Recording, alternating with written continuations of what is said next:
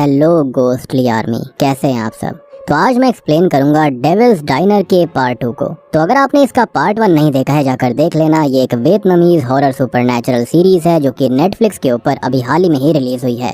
आपको पार्ट 1 बहुत ही ज्यादा पसंद आया था, जिसके चलते पार्ट 2 मैं जल्दी से जल्दी लेकर आ चुका हूँ। और पार्ट 3 यानी कि जो फाइनल एपिसोड होगा वो कल ही आने वाला है, जिसके अंदर हम एपिसोड 5 और 6 के बारे में डिस्कस करेंगे। तो जल्दी से पार्ट 1 देख लीजिए, अदरवाइज आपको ये सीरीज बिल्कुल भी समझ में नहीं आने वाली। उसका लिंक आपको नीचे डिस्क्रिप्शन, पिन कमेंट दोनों में मिल जाएगा। तो चलिए अब बिना किसी देरी के चलते हैं सीधा वीडियो की तरफ। तो डेविल्स डाइनर के तीसरे एपिसोड की शुरुआत मिन नाम के एक लड़के को दिखाते हुए होती है, जिसके पास एक पोलरॉइड कैमरा होता है और वो उससे अपने और अपने पिता की फोटो ले रहा होता है। उसके पिता असल में वेल्डिंग का काम किया करते। तब उसकी बातों से हम जान पाते हैं कि असल में आज मिन को उसके स्कूल के अंदर यंगेस्ट फोटोग्राफर का अवार्ड मिलने वाला था और वो इससे काफी खुश होता है। उसके पिता भी इस बात से काफी खुश होते हैं, पर उसी शाम अचानक से हमको दिखाया जाता है कि मिन की मौत हो गई है और उसके पिता हॉस्पिटल में उसके शव के पास खड़े होकर रो रहे थे। तब डॉक्टर उनको बताता है कि मिन ने स्कूल की सीढ़ियों के पास से कूदकर खुद को खत्म किया है, जिसको सुनने के बाद मिन के पिता बहुत ही ज्यादा आश्चर्यचकित रह जाते हैं। उन्हें तो इस बात पर भरोसा ही नहीं हो रहा था, क्योंकि मिन की जिंदगी में सब कुछ काफी अच्छा चल रहा होता है। वो अपने पिता से सब कुछ शेयर भी किया करता था और आज तो उसको अवार्ड भी मिलने वाला था, तो फिर वो ऐसा कैसे कर सकता था। ये सारी चीजें थी जो कि मिन के पिता को समझ में नहीं आती। और तभी डॉक्टर उनको ये बताता है कि मिन की उम्र के जितना ही उनका भी एक बेटा है, पर आज के टाइम पर बच्चों की जिंदगी काफी ज्यादा हार्ड हो चुकी है। पर तभी अचानक से ही मिन के पिता की नजर उसके बेटे की बॉडी पर पड़े हुए ब्रूजेस पर यानी कि कुछ निशानों पर पड़ती है, जिससे कि उनको लगता है कि मिन को किसी ने जान से मारा है और वो खुद को खत्म नहीं कर सकता। पर डॉक्टर के हिसाब से वो मार्क्स असल में जमीन से टकराने की इम्पैक्ट की वजह से आए होंगे, क्योंकि अगर मिन को किसी ने मार कर गिराया होता तो उसके सर के पीछे चोट लगनी चाहिए थी, पर क्योंकि उसने खुद को खत्म किया है इसलिए उसके सर के आगे चोट लगी थी। ये सब जानने के बाद मिन के पिता घर जाकर रोते हुए मिन के रूम में उसके पोलरॉइड कैमरा से खींची गई सभी तस्वीरों को देखते हैं और रोने लगते हैं। उनमें से एक तस्वीर उस डाइनर के अंदर मौजूद बल्ब्स और गेट की भी होती है, जिस पर डेविल का सिंबल बना हुआ था, यानी कि वही डाइनर जिसके अंदर अजीब सी डील्स हुआ करती थी। तब मिन के पिता उस समय को याद करते हैं जब उन्होंने मिन को ये कैमरा गिफ्ट करा था, क्योंकि मिन को वो काफी समय से चाहिए था। उसने अपने पिता से कभी जिद नहीं करी थी, पर क्योंकि सच में वो एक बहुत ही अच्छे पिता थे, इसलिए उन्होंने खुद से ही मिन को वो एक सेकंड हैंड कैमरा खरीद कर दिया, जिससे कि मिन भी काफी खुश हो जाता है। अब अगले दिन मिन के पिता उसके स्कूल जाते हैं, क्योंकि उनको अभी भी भरोसा नहीं हो रहा था कि मिन ने खुद को खत्म कर लिया। वो इस बारे में मिन की टीचर से बात करते हैं, लेकिन उसकी टीचर इस बात को मानने से इनकार कर देती है कि स्कूल के अंदर किसी ने भी मिन को परेशान करा होगा। पर मिन के पिता के बहुत ज्यादा जिद करने पर जब वो कुछ सीसीटीवी फुटेज को चलाते हैं तो उसमें ऐसा लगता है कि जैसे कि मरने से पहले मिन काफी ज्यादा डरा हुआ था और कोई तो उसका पीछा कर रहा था जिसने ही उसको जान से मार दिया होगा। पर जिस जगह पर से मिन कूदा था उस जगह पर कोई भी सीसीटीवी नहीं होता और इसलिए अभी ये पता नहीं चलता कि मिन के साथ आखिर हुआ क्या। पर इससे ज्यादा मिन की टीचर ने मिन के पिता के साथ कोऑपरेट करना बंद कर दिया था और अब वो उनको मिन का जीता हुआ अवार्ड देकर उन्हें वहाँ से जाने के लिए कहती है, क्योंकि वो किसी भी हाल में अपने स्कूल की रेप्यूटेशन गिरने नहीं देना चाहती थी। जब मिन के पिता स्कूल से जा रहे होते हैं तभी अचानक से उनके पास टान नाम का एक लड़का आता है, जो कि मिन के साथ ही पढ़ता था। अब वो मिन के पिता को उसकी मौत के बारे में जानने के लिए मिन की ही क्लास में पढ़ने वाले एक लड़के टू से बात करने के लिए कहता है, लेकिन अगले ही पल मिन के पिता देखते हैं कि टू अपने कुछ दोस्तों के साथ टान को मारने के लिए आ रहा था, जिस वजह से टान और कुछ नहीं बता पाता और वहाँ से भाग जाता है। टू भी बस मिन के पिता की एक झलक देखकर वहाँ से भाग गया था। तब मिन के पिता को याद आता है कि मिन के कैमरा के अंदर टू की भी एक फोटो थी। अब वो तब टू का पीछा करते हैं, जो कि टान को मार रहा होता है, क्योंकि टान ने उसको गे बोल दिया था और टान खुद भी एक गे होता है, पर टू के हिसाब से वो स्ट्रेट था। अब जैसे ही टू की नजर मिन के पिता के ऊपर पड़ती है तो वो तुरंत ही वहाँ से भाग जाता है और मिन के पिता भी समझ जाते हैं कि टू ही वो लड़का है जिसने टान की तरह ही मिन को बोली करा होगा। वो इस बारे में टान से बात करने की कोशिश करते हैं, लेकिन वो चुपचाप वहाँ से चला जाता है और वो इस बारे में किसी को कुछ नहीं बताना चाहता था। अब जैसे ही मिन के पिता पलटते हैं तो उनकी नजर सामने मौजूद डाइनर पर पड़ जाती है, जिसकी फोटो मिन के फोटो कलेक्शन के अंदर थी। इसलिए तब वो उस डाइनर के अंदर चले जाते हैं, जहाँ जाने पर उनकी नजर सामने बने हुए भयानक डेविल्स डोर पर पड़ती है और वहाँ पर उन्हें हरे जल रहे बल्ब भी दिखाई देते हैं, जिसको देखने के बाद वो काफी ज्यादा शॉक्ड रह जाते हैं कि ये कैसा डाइनर है। कहीं ना कहीं सामने मौजूद डेविल्स डोर जो होता है वो उनको अपनी तरफ आकर्षित कर रहा था। तभी अचानक से बारटेंडर वहाँ पर आ जाता है और उनको बताता है कि ये दरवाजा उसने ही अपने हैंड क्राफ्टिंग के जरिए अपनी पिछली जिंदगी में बनाया है और अपनी इस लाइफ में वो इस जगह पर काम करता है। ये बात काफी ज्यादा अजीब होती है। तब बारटेंडर उनसे पूछता है कि अगर वो देखना चाहते हैं कि उस दरवाजे के अंदर क्या है तो उनको दरवाजे पर लगे हुए चक्के को यानी कि व्हील को घुमाना पड़ेगा। मिन के पिता ऐसा करने की कोशिश करते हैं और बारटेंडर की शक्ल देखकर लग रहा होता है जैसे कि वो विश कर रहा हो कि वो व्हील घूम जाए, लेकिन मिन के पिता उसको घुमा नहीं पाते, इसलिए उनको लगता है कि शायद बारटेंडर उनसे मजाक कर रहा था, जैसे कि अंदर सच में कुछ हो। तब बारटेंडर तो उनको ऐसा ही प्रिटेंड करता है कि हाँ वो मजाक ही कर रहा था। लेकिन एज अ व्यूअर हम समझ पाते हैं कि मिन के पिता के भी गेट न खोल पाने की वजह से उसे कितना बुरा लग रहा था। शायद उस दरवाजे से उसके बाहर जाने का रास्ता जुड़ा हो सकता था। हो सकता है कि उसने और भी बाकी सारे कस्टमर्स ने ये चीज कोशिश करी होगी, लेकिन कोई भी सफल नहीं हो पाया। खैर अभी मिन के पिता डाइनर में ड्रिंक करते हुए बारटेंडर को अपने बेटे की मौत के बारे में बताते हैं, जिसको सुनकर बारटेंडर को सच में काफी बुरा लगता है। उस दौरान मिन के पिता चाहते थे कि वो टू से मिन की मौत का बदला ले, लेकिन ऐसा नहीं हो सकता था। उनके अंदर एक अच्छा इंसान था जो कि उनको ऐसा करने से रोक रहा होता है, क्योंकि वो यही सोच रहे थे कि टू भी किसी का बेटा है। पर तब बारटेंडर मिन के पिता को समझाता है कि अगर मिन के पिता की जगह टू के पिता होते तो क्या वो भी सबके बारे में सोचते। ये बात सुनने के बाद मिन के पिता कुछ सोचते हुए अचानक से स्कूल में चले गए थे, जहाँ पर वो मिन के टीचर से टू के बारे में सब बताते हुए उनसे उसके पिता को बुलाने के लिए कहते हैं। लेकिन टीचर ऐसा करने से साफ इनकार कर देती है, और क्योंकि अभी मिन के पिता ड्रंक हालत में थे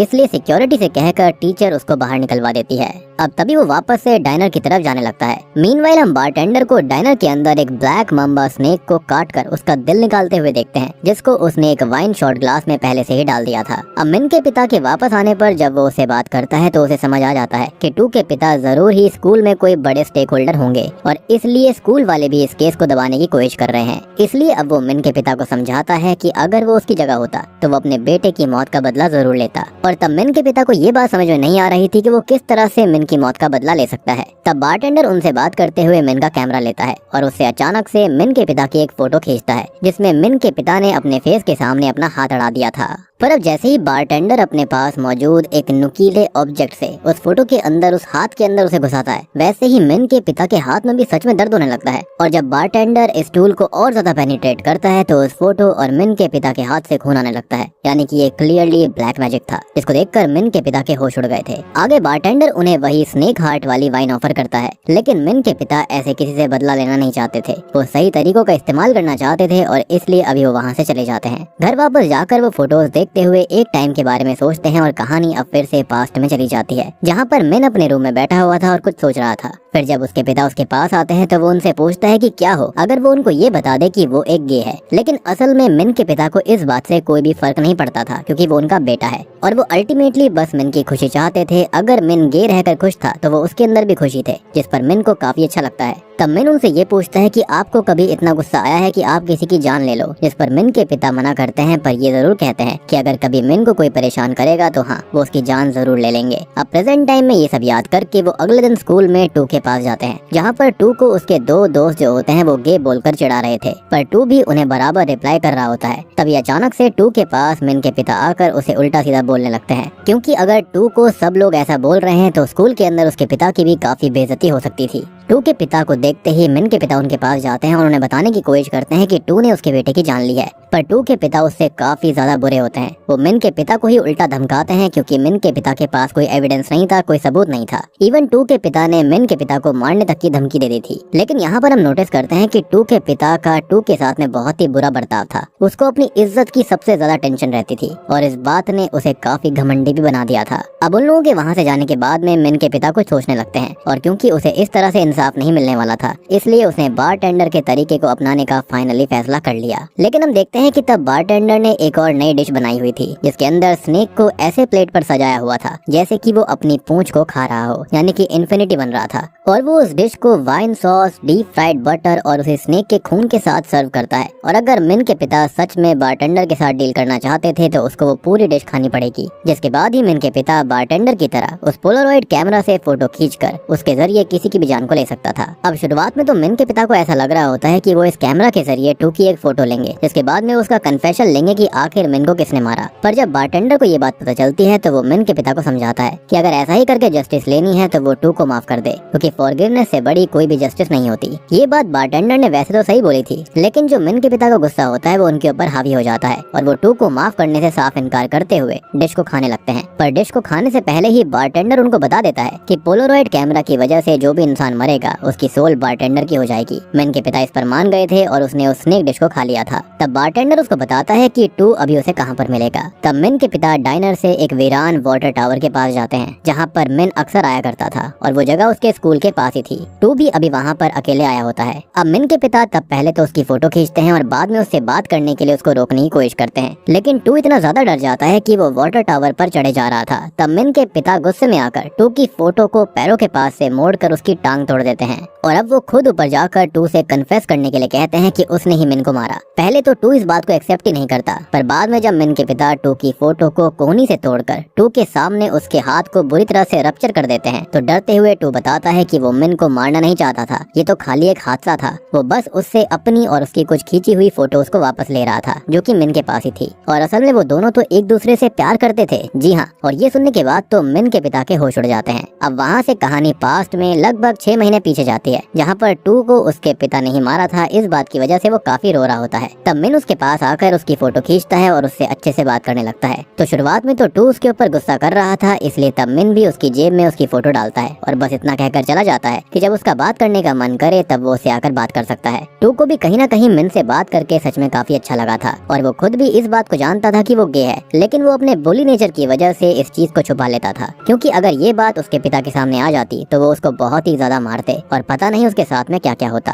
खैर अब टू अगले दिन मिन से मिलने के लिए उसी वाटर टावर पर जाता है। वो दोनों ज्यादातर समय वहीं पर बिताने लगते हैं, जिस बीच हम देखते हैं कि मिन जो होता है वो टू और उसकी फोटोज खींचता रहता था। अब आगे जब एक दिन टू के पिता उसको फिर से मारते हैं तो मिन उसको समझाता है कि वो अपने पिता की वजह से खुद के असल नेचर को छुपा नहीं सकता, नहीं चेंज कर सकता और उसे कुछ भी चेंज करने की जरूरत नहीं है, वो जैसा है वैसे ही अच्छा है और उसको किसी को भी बुली नहीं करना चाहिए। तो टू भी इस पर एग्री करता है और जब उसे ये बात पता चलती है कि मिन के पिता को उसके गे होने के बारे में सब पता है तो वो काफी शॉक्ड हो जाता है, क्योंकि अपने पिता से वो कभी ये बातें शेयर नहीं कर सकता। पर तब उसको शांत करने के लिए मिन पहली बार उसे किस करता है और उसको भी ये चीज काफी अच्छी लगती है। एनीवेज अब प्रेजेंट टाइम में मिन के पिता ये जानकर बहुत ही ज्यादा भौचक्के रह गए थे कि अगर टू सच में मिन से प्यार करता था तो उसने मिन को मार क्यों दिया, जिस पर टू बताता है कि असल में वो अवार्ड वाले दिन अपने फादर के रूड बर्ताव की वजह से काफी परेशान था। अब उस दिन के सीन में हम देख पाते हैं कि टू के पास मिन बैठा होता है और वो उसको समझा रहा था कि वो अपने पिता को किसी तरह से समझा लेगा, बस उसको हिम्मत करने की जरूरत है। लेकिन टू इस बात से काफी ज्यादा डरा हुआ था, इसलिए मिन फैसला करता है कि वो खुद ही आज अवार्ड लेते समय उनके साथ वाली फोटोज को चलाएगा और वो टू को स्पेशल थैंक्स भी करेगा कि वो उसकी लाइफ में आया। और क्योंकि उस समय पर टू के पिता भी स्टेक होल्डर्स होने की वजह से वहाँ पर आने वाले थे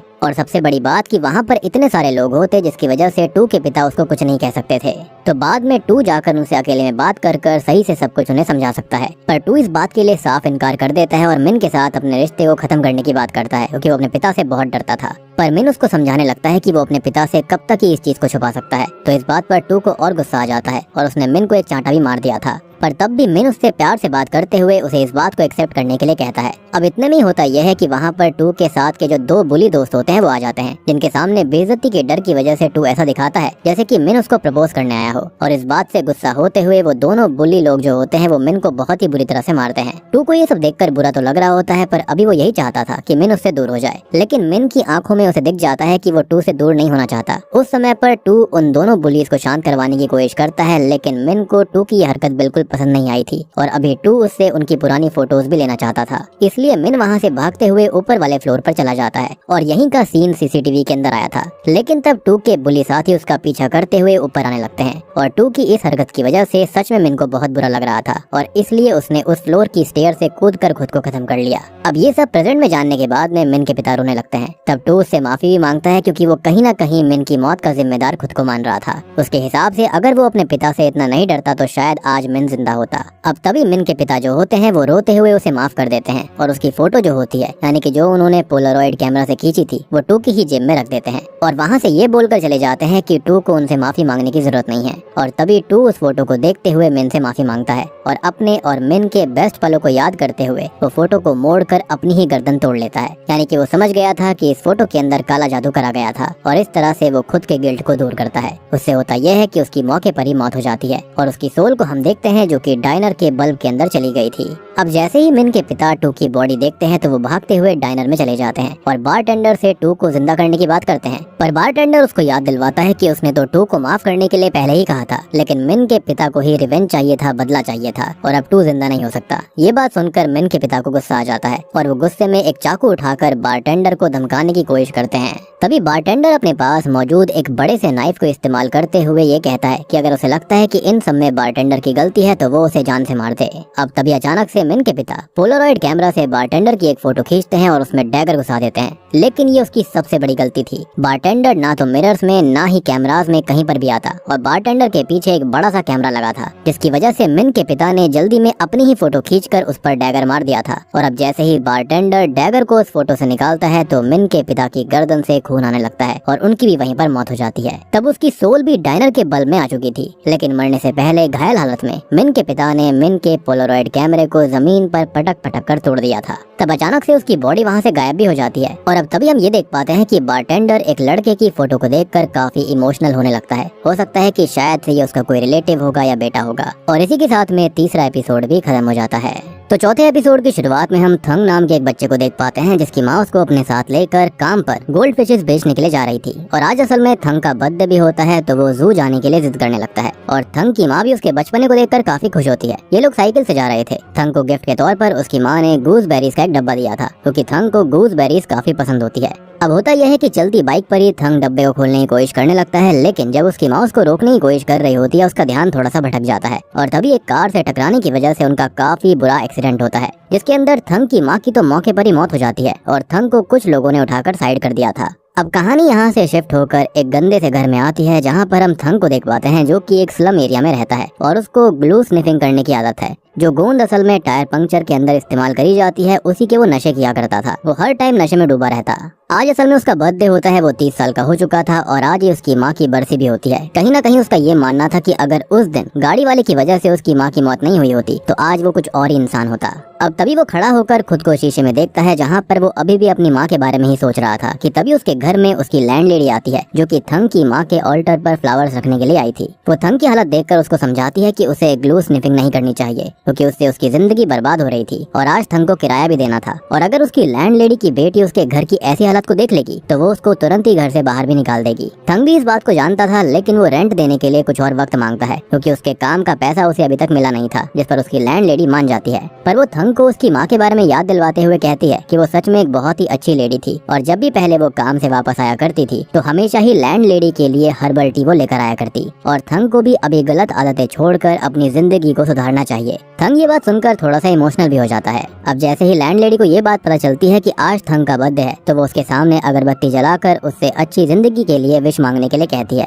तब थंग रोता हुआ वहाँ से ये बोलकर चला जाता है कि अगर ऐसे विशेष पूरी हो सकती हैं तो वो चाहता है कि उसकी माँ फिर से जिंदा हो जाए। और ये बात सच होती है कि थंग अपनी माँ को काफी ज्यादा मिस करता था। कहीं ना कहीं लैंडलेडी भी इस बात को समझ रही होती है। खैर अब थंग फिर से ग्लू स्निफिंग करते हुए अपने कंस्ट्रक्शन साइट पर यानी कि काम पर चला जाता है, जहाँ पर उसके काफी ज्यादा लेट आने की वजह से उसके मालिक उसको बहुत डांटते हैं। इवन जो वर्कर्स के लिए ब्रेकफास्ट आया हुआ था वो भी थंग को नहीं करने दिया जाता, जिससे कि थंग को काफी बुरा लग रहा था। लेकिन इन सब में कहीं ना कहीं उसकी ही गलती होती है। खैर अब काम करने के लिए जब वो पहले फ्लोर पर जाता है तो वहाँ पर भी वो ग्लू स्निफिंग करने लगता है, जिससे कि खतरनाक नशे होने की वजह से उसका पैर सीढ़ियों के कोने पर रखी हुई एक ईंट पर पड़ता है, जो कि थंग के मालिक के पास जाकर गिरती है। उसके मालिक की जान सच में जाते जाते बची थी, इसलिए अब वो थंग के ऊपर बहुत ही ज्यादा गुस्सा करता है और उसको काम से निकाल देता है। उसने थंग के पहले के काम के पैसे भी उसको नहीं दिए थे। और सबसे शॉकिंग चीज की थंग के जो कोवर्कर्स होते हैं वो भी उसके ऊपर थूकते हैं और उसे चढ़ाते हुए हैप्पी बर्थडे कहते हैं। जिसके बाद हम थंग को काफी जगह पर जाते हुए देखते हैं। वो पैसे कमाने के लिए जबरदस्ती भी लोगों की हेल्प करने की कोशिश करता है ताकि वो रेंट दे पाए, लेकिन उसका हुलिया इतना खराब होता है कि कोई भी उसको ना तो काम पर रखना चाहता था और ना ही उससे बात करना चाहता था।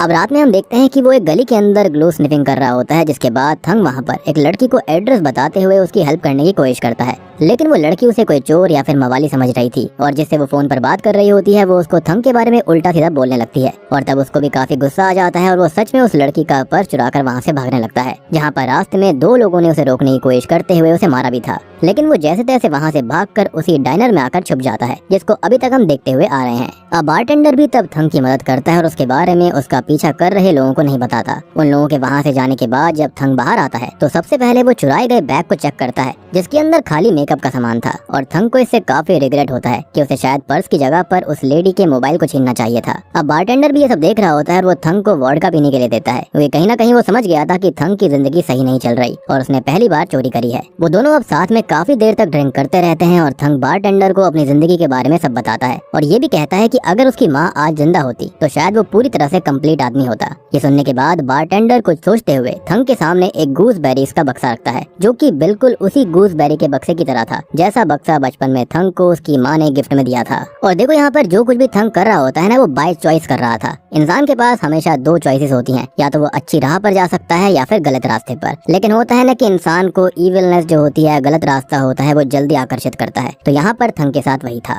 एनीवेज, अब उस बक्से को देखने के बाद थंग काफी शॉक्ड हो गया था। वो बारटेंडर से जानना चाहता था कि ये बक्सा उसके पास कैसे आया। खैर, अभी बारटेंडर उसको उसके अंदर से एक गूसबेरी निकाल कर देता है और बताता है कि कुछ स्मेल्स और कुछ टेस्ट होते हैं, वो हमें हमारी यादों के किसी भी कोने में टेलीपोर्ट कर सकते हैं, जो कि काफी डीप बात होती है। खैर, अब थंग जैसे ही उस बेरी को स्मेल करता है तो उसको उसकी माँ का एक विजन दिखाई देता है, जिसको देखने के बाद वो बारटेंडर से जानना चाहता था कि वो असल में है क्या। लेकिन बारटेंडर इस बात का जवाब ना देकर उसको बस ये सजेस्ट करता है कि उसे गूसबेरीज को खाना नहीं है, बस उसको लिक करना है। और थंग भी तब ऐसा ही करता है, और जैसे ही वो ऐसा करता है वैसे ही वो अचानक से उस समय में पहुंच जाता है जब वो लड़की उसके बारे में गलत सोचकर कॉल पर उसके बारे में उल्टा सीधा बोल रही थी, जिसका उसने बैग चुराया था। वहाँ पर इस बार भी थंग उसका बैग चुरा कर भागता है, लेकिन इस बार वो उन दोनों लड़कों से बच गया था जिन्होंने उसे पिछली बार मारा था। और अब वो फिर से वापस इसी डाइनर में आ जाता है, जहाँ पर बारटेंडर उसके सामने आइसक्रीम और गूसबेरी से बनी हुई एक डिश को रखता है और उसे बताता है कि अगर वो इस डिश को खाता है तो वो पास्ट में जाकर अपनी माँ को बचाने की कोशिश कर सकता है। लेकिन गूसबेरी खाने के बाद ऐसा होगा, और एक गूसबेरी की वैल्यू उसकी जिंदगी के 10 साल थे।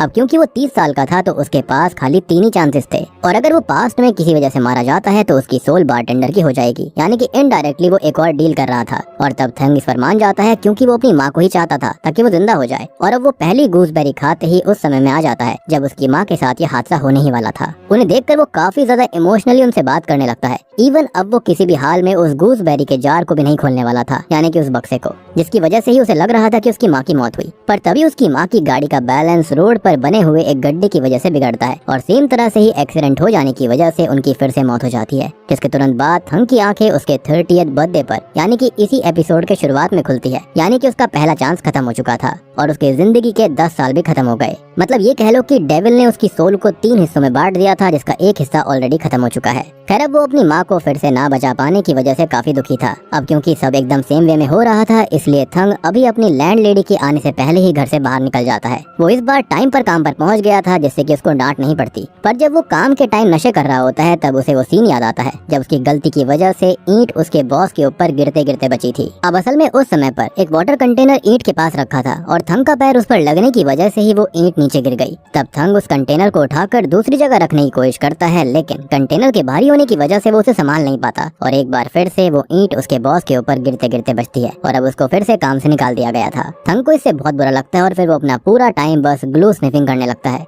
अब रात में जब वो स्ट्रीट पर होता है जहाँ पर वो लड़की कॉल पर बात कर रही थी, तो इस बार थंग उसके बैग की जगह उसका मोबाइल ही छीन लेता है और सीधा डाइनर में आ जाता है। वो अपनी माँ को नहीं बचा पाया था, इसलिए वो डाइनर के ऊपर गुस्सा हो रहा था। तब बारटेंडर उसको समझाता है कि ये बस उसका भ्रम है कि वो किसी की मौत को बदल सकता है। ये इवेंट चेंज नहीं हो सकते। मौत और जन्म कुछ बड़े इवेंट्स होते हैं जिनको इतनी आसानी से चेंज नहीं करा जा सकता, पर वो खुद को आने वाले कल के लिए बेहतर बना सकता है। लेकिन थंग फिर भी अपनी माँ को बचाने की कोशिश करना चाहता था। बारटेंडर उसको समझाने की कोशिश करता है कि शायद उसे ऐसा नहीं करना चाहिए, उसे पास्ट को चेंज ना करके अपने प्रेजेंट को चेंज करना चाहिए। पर तभी अचानक से डाइनर में सारी चीजें हिलने लगती है, जिससे कि बारटेंडर समझ जाता है कि वो डेविल नहीं चाहता कि बारटेंडर किसी को कुछ भी समझाए, इसलिए बारटेंडर भी थंग को वो गूसबेरी दे देता है। लेकिन इस बार भी पास्ट में जाकर वो अपनी माँ को नहीं बचा पाता और उसकी आंख फिर से 30th बर्थडे पर खुलती है। लेकिन इस बार वो चीजों को पहले से थोड़ा सा बेहतर करता है। वो अपने काम टाइम पर जाता है और वहाँ भी कोई गलती नहीं करता। और सबसे बड़ी बात कि आज वो नहा भी लिया था और उसका बॉस भी आज उसको सही से ट्रीट कर रहा होता है। अब बॉस को तो शुरुआत में लगता है कि थंग ने शायद से ग्लू को चेंज कर दिया होगा, जिसकी वजह से आज उसके ऊपर ग्लू स्निफिंग का असर नहीं दिख रहा। लेकिन जब थंग उसको बताता है कि आज उसका बर्थडे है और उसने ग्लू स्निफिंग नहीं करी है, तो उसका बॉस उसको सैलरी और कुछ एक्स्ट्रा पैसे भी देता है और वार्न करता है कि अगर उसने वापस से ग्लू स्निफिंग करी तो वो उसकी नाक काट देगा। ये देखकर थंग थोड़ा सा इमोशनल हो गया था कि उसका बॉस उसकी केयर तो करता है।